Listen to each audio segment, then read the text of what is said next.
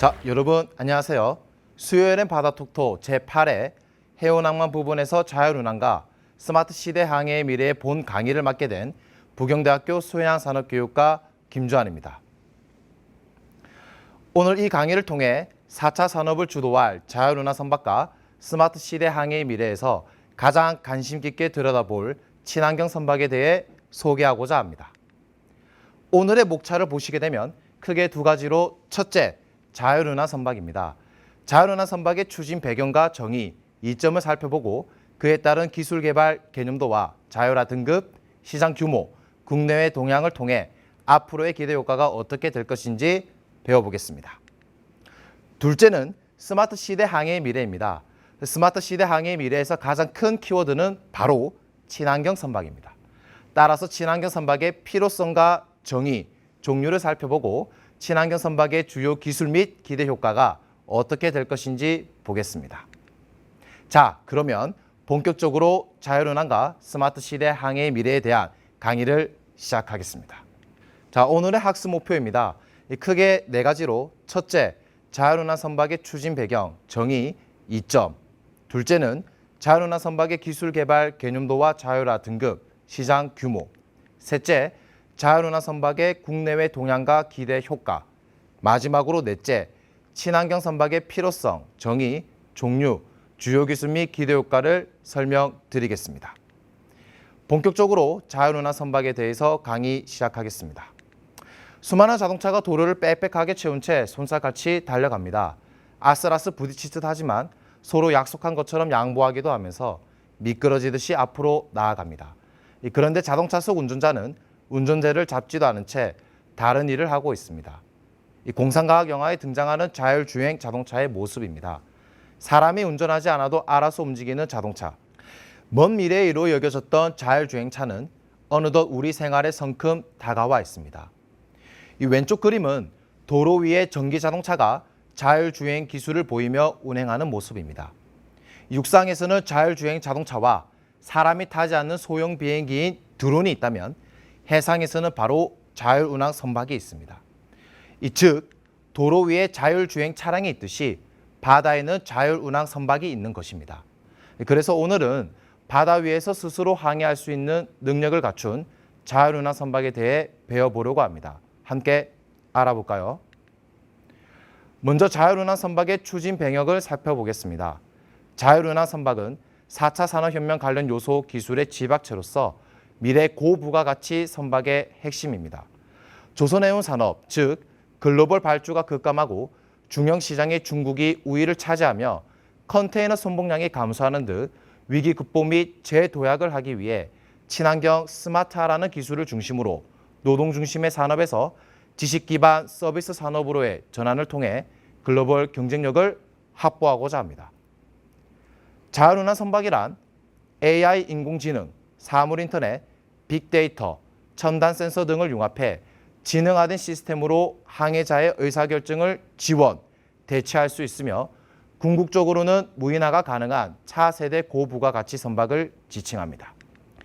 향후 대항을 항해하는 자율운항 선박의 등장을 예측하면서 국제해사기구 IMO에서는 자율운항 선박 MASS, Maritime Autonomous Surface Ship이라고 명명하고 이에 대한 운항 안정을 위한 법적 규정 논의를 2018년부터 시작했습니다. IMO에서는 자율운항 선박을 수면상에서 사람의 개입 없이 또는 최소한의 개입으로 운항하는 선박으로 정의합니다. 다시 말해서 자율운항 선박은 부분 자율운항 선박과 완전 자율운항 선박 모두를 포함합니다.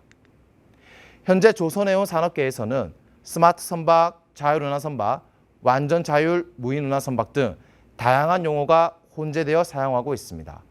먼저 왼쪽 그림에서 보는 것과 같이 스마트 선박은 선박에 첨단 기자재, ICT 등을 적용하는 포괄적인 의미의 선박이며 자율운항 선박은 앞서 설명드린 대로 기존 선박의 사물인터넷, 플랫폼, 제어기술 등을 융합해 선원이 수행하던 역할을 시스템이 대체함으로써 최소 선원만으로 운항이 가능한 선박을 말합니다. 마지막으로 완전 자율 무인 운항 선박은 사람의 개입 없이 운항이 가능한 완전 자율운항 선박을 뜻합니다.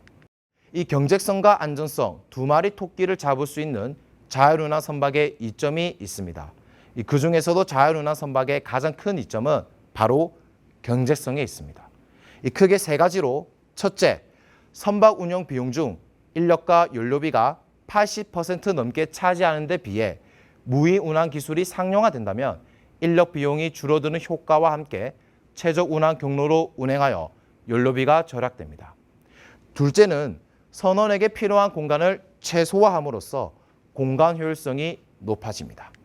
셋째, 전체 해양 사고의 82%를 차지하는 인적 과실로 인한 사고와 해적, 테러에 의한 인명 피해가 감소하여 안정성도 높아질 것으로 전망하고 있습니다.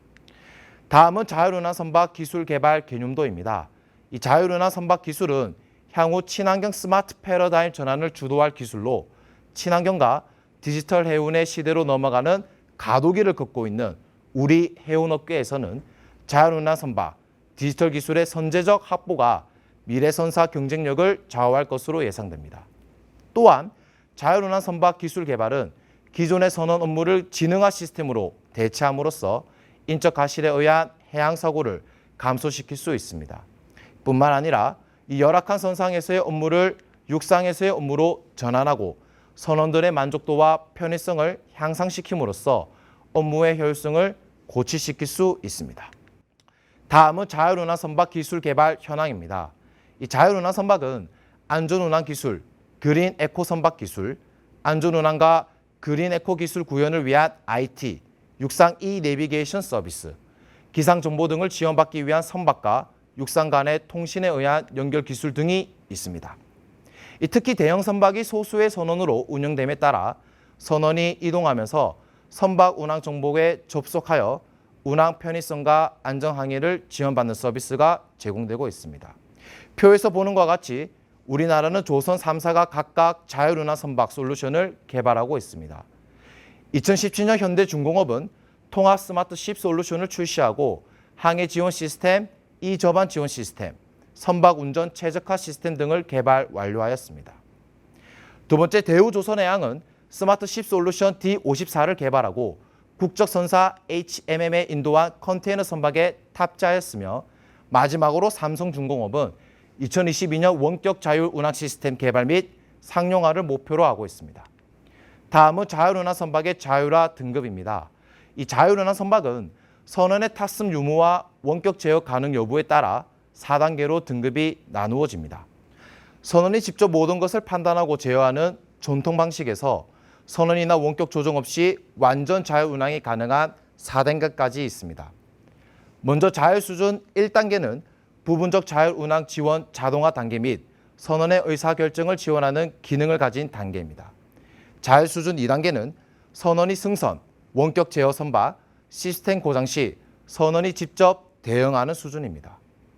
자율 수준 3단계는 선원의 비승선 원격 제어 선박, 시스템 고장을 대비하여 스탠바이 시스템을 구축하는 단계입니다. 우리나라는 2025년까지 선원이 타지 않은 상태에서 선박을 원격 제어하는 3단계로 높이는 것을 목표로 하고 있습니다. 마지막으로 자율 수준 4단계는 완전 무인 자율운항 선박 단계입니다.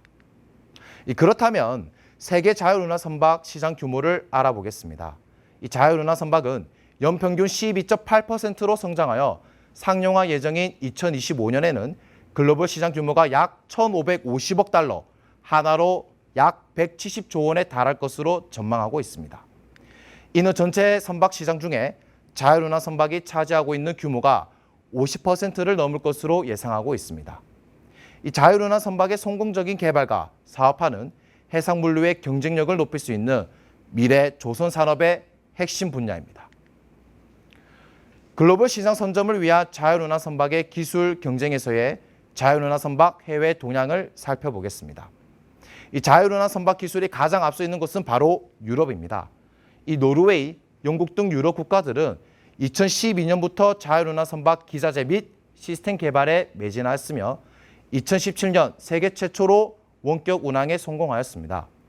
이 해양 솔루션 부분에서 세계 1위의 경쟁력을 가진 노르웨이의 콩스버그는 현재 자율운항 선박 건조 단계에 도약했으며 2018년 롤스로이스 상선 부문을 인수 합병하며 무인 선박 시장 선점을 노리고 있습니다. 중국은 2015년 중국 제조 2025 계획을 통해 조선 산업을 적극 지원하겠다고 밝히며 2016년부터 유럽과 공동으로 스마트 선박 개발을 추진하였습니다. 일본은 2018년부터 산업계에서 모두 참여하는 SSAP 프로젝트, 스마트 십 어플리케이션 플랫폼 프로젝트를 통해 선박의 데이터 표준화에 정부가 주도적으로 참여하고 있으며 2025년까지 250척의 스마트 선박 건조를 목표로 하고 있습니다. 다음은 자율운하 선박의 국내 동향입니다. 우리나라는 아쉽게도 이 개발이 다소 늦은 상황이지만 정부 주도로 미래 선박 시장 선도를 위해 자율운하 선박 핵심 기술 개발을 추진하고 있습니다. 해양수산부는 산업통상자원부와 공동으로 2020년 6월 자율운하 선박 기술 개발 사업 통합사업단을 구성하였습니다. 2025년까지 6년간 약 1,600억 원을 투입해 선원이 타지 않은 상태에서 선박을 원격 제어하는 제3단계로 높이고 2030년까지 자율운하 선박 4단계 수준의 완전 무인 자율운하 선박을 개발하여 자율운하 선박 시장의 50% 선점을 목표로 하고 있습니다. 마지막으로 자율운하 선박의 기대 효과는 크게 세 가지입니다. 첫째, 기술적 기대 효과로서 고부가가치, 고난이도 기술의 개발을 할 수 있습니다. 세계 최고 수준의 선박 건조 및 설계 기술을 바탕으로 ICT 융합 기술을 접목하고 고부가가치 선박인 자율운하 선박의 고난이도 핵심 기술, 지능형 시스템을 개발하여 해운 산업과의 연계 기술을 확립함으로써 미래 자율운하 선박 경쟁력의 핵심 기술을 확보합니다. 둘째는 경제적 기대 효과로서 자율운하 선박 시장 점유율 확대 및 해상물류 비용 절감입니다. 이 우리나라 조선산업이 고부가가치 선박의 평균적인 점유율은 40에서 60% 수준으로 빠른 기술 개발 및 실증을 통해 관련 기술력을 확보할 경우 자율운하 선박에서도 50% 이상의 시장 점유가 가능합니다. 이뿐만 아니라 자율운하 선박의 선가, 선일개비, 건조비는 높아질 것으로 예상되나 이 지능화 시스템 적용을 통해 그 운용 비용은 절감되어 결과적으로 해상물용 비용은 약 10에서 20%로 감소시킬 것으로 예상됩니다. 이 셋째는 사회적 기대 효과로서 국민의 행복과 안전을 보장합니다. 이 조선해운 산업에서 가장 중요한 요소인 해양사고, 예를 들어 충돌과 자초, 침몰, 그리고 환경오염, 기름 유출과 대기오염 물질, 이러한 것들을 절대적으로 감소시킴으로써 해상에서의 인명과 재산의 안전 향상과 함께 해양환경 보호에 기여합니다. 따라서 4차 산업을 주도할 중요 기술 중 하나인 자율운하 선박, 지속적인 기술 개발을 통해 하루빨리 상용화되길 바랍니다. 다음은 스마트 시대의 항해의 시대입니다. 우리나라는 세계 최고 수준의 선박 제조 기반을 갖춘 나라로 세계 조선 산업을 이끌고 있는 명실상부한 조선 강국임이 분명합니다. 최근 떠오르고 있는 환경오염 이슈에 따라 내연기관 기반의 선박 및 핵심 기자재의 수요가 감소하고 친환경 기술의 수요가 증가하면서 우리에게 새로운 기회가 오고 있습니다. 따라서 스마트 시대 항해의 미래에서 친환경 선박의 시장과 그 미래를 알아보도록 하겠습니다. 이 자동차와 선박에서 배출되는 오염물질 배기가스인 항산화물 싹스는 연료주에 함유되어 있는 항이 연소하여 발생되는 아항산가스와 그 아항산가스가 대기 중에서 산화되어 생성되는 무수항산을 총칭합니다. 휘발유 중에는 적게 포함되어 있으나 이 경유 중에는 많은 양이 포함되어 있으므로 항산화물은 휘발유 자동차보다 경유 자동차에서 문제가 됩니다. 항산화물의 영향으로는 상선비의 원인이 되며 인체의 호흡기 질환을 유발시키고 농작물 및 식물에 피해를 줍니다. 그뿐만이 아니라 부식성이 강한 산이므로 섬유질, 건축재 및 식물을 열화시킵니다. 이 그림에서 보는 것과 같이 5천만 대의 경유 디젤 자동차에서 나오는 오염물질인 항산화물은 한 대의 컨테이너 선박이 배출하는 것과 같습니다. 정말 어마어마하죠. 이렇듯 지구 환경을 보호하고 오염물질 및 배기가스 배출 규제에 대응하기 위해서는 친환경 에너지를 선박 동력원으로 사용하거나 배출 오염물질을 최소화하고 에너지 효율을 높이는 고효율 선박의 등장이 필요합니다. 그렇다면 친환경 선박이 왜 필요한가라는 본격적인 필요성을 살펴보겠습니다. 이 매년 증가하는 온실가스 배출량에 의한 기후변화 등 환경 문제가 대두되고 있습니다. 전 세계는 이러한 문제를 인식하고 프랑스 파리에서 지구 온도 상승을 산업화 이전 대비 1.5도 이하로 제한하는 것을 장기 목표로 삼고 세계 195개국이 온실가스 감축에 동참하기로 한 파리 협정에 서명합니다. 이 세계 각국은 자발적 감축 공약 목표를 정해서 이를 달성하기로 합니다. 더불어 2050 탄소 중립을 선언함으로써 선박 분야에서는 국제회사기구에 위임해 2050년까지 전체 선박의 연간 온실가스 배출량을 2008년에 비해 50% 이상 감소시키는 것을 목표로 설정하였습니다. 이에 국제항해 선박은 관련 요건을 충족하고 노력하고 있는데 특히 국제항해 선박 제조 비율이 높은 우리 국내 선박 조선소들은 이를 충족하기 위해 많은 노력을 기울이고 있습니다. 우리나라도 2030 그린십 K 추진 전략 및 제1차 친환경 선박 개발 보급 기본 계획을 발표하며 2030년까지 선박에서 배출되는 온실가스를 최대 70% 감축하는 중간 목표를 세웠습니다. 최근 여러 기관의 연구에 따르면 지구온난화 가속화가 예상보다 빨라지고 있어 그 오염물질 배출 저감과 같은 간접적인 기술보다는 오염물질 배출이 없는 기술의 도입이 시급하다는 목소리가 높아지고 있습니다. 선박 크기의 최적화, 최적 선형 개발, 엔진 효율 향상보다 연료 및 에너지원 변경 같은 도전적인 기술 개발이 절실한 시점입니다. 이에 온실가스를 감축하는 친환경 선박이 주목받고 있습니다. 친환경 선박, 영어로 그린십이란 친환경 에너지를 동력원으로 사용하거나 해양 오염 저감 기술 또는 에너지 효율 향상 기술을 탑재한 선박입니다. 즉, 현재 기준으로 기존 선박에 대비해 오염물질 배출을 줄일 수 있는 선박을 의미합니다.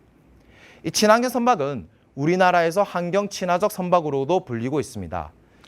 2020년 1월 1일자로 해양수산부에서 환경 친화적 선박의 개발 및 보건 촉진에 관한 법률 친환경 선박법이 시행되면서 국내 운항 선박도 친환경 기술을 적용하도록 장려되고 친환경 기술 수요가 중소형 선박 산업에서도 증가되고 있습니다.